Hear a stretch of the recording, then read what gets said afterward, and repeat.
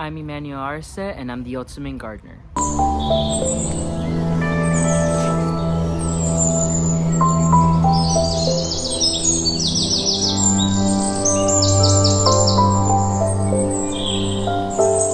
Out of the many vegetables I've grown here at my garden, my favorite has to be green beans.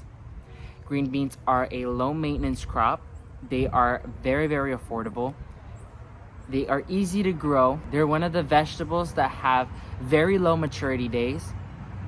And they come in a wide range of varieties that you will be overwhelmed in the ones you want to grow. So I'm going to take you on a step-by-step on how to grow green beans and my experiences on growing them as well. Let's go back to the first week of January, which is when I planted my green bean seeds.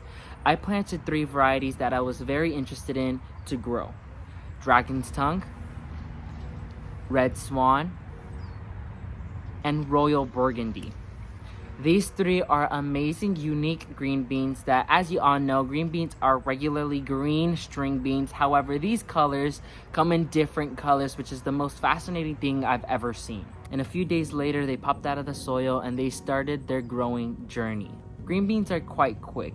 They will take a few days, probably even a few weeks, to start growing, developing their structure or their plant structure, and within an instant, they will start producing flowers and green beans for you to start harvesting.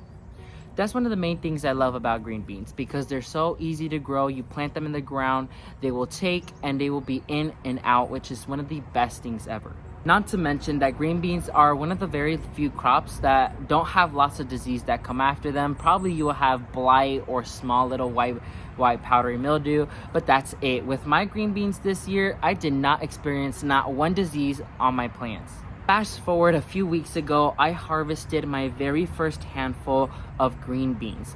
That was a very colorful show of green beans that I harvested, and I was astonished by the different colors and contrasts that were in that handful of green beans. The first ones to produce was the Red Swan green beans. Those are one of my personal favorites because it's a burgundy bean and they're the first ones to fruit than the other 2 ones that I grew, which was Royal Burgundy and Dragon's Tongue.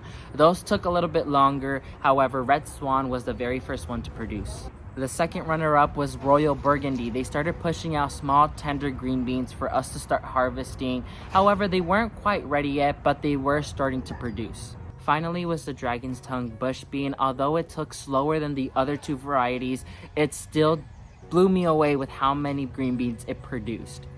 And fast forward to now, we are harvesting dozens and dozens of green beans daily, maybe even weekly. Last week, I harvested an entire bowl full of green beans, which was just amazing to see how within a short period of time, we were able to grow this much produce. Not to mention the other dozens of varieties of green beans that are out there ready for you to go ahead and purchase and grow in your garden, like Cherokee Yellow Wax, Provider bush bean. There's just so many other bush beans for you to go ahead and grow. It is just overwhelming. However, always select the green beans you'll grow. If you want to grow your basic green beans, go ahead and go for that and try out a different color to see if you like that.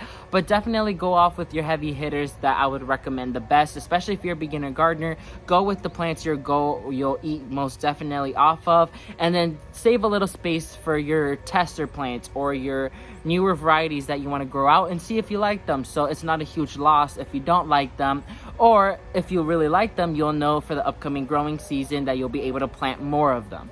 Now here's a few tips I would definitely keep in mind. Definitely make sure that they're provided 5 to 6 plus hours of direct sunlight, because they require that much sunlight to thrive in your garden. Number 2, they require to be planted in well-draining soil. Bush beans does not like to sit in wet feet, so make sure that your soil is well-draining, aerated, and that it's able to retain the slightest bit of moisture so they stay hydrated and they don't dry out as often. Coming to number 3 is if you desire to fertilize your bush beans, although it's not required, you would want to go ahead and fertilize them a week or 2 before they start flowering. A way to tell is when the plants start bushing out, they look a little bit more fuller. That's when you want to go go ahead and hit them with organic matter or earthworm castings or earthworm tea. Anything like that works best for them.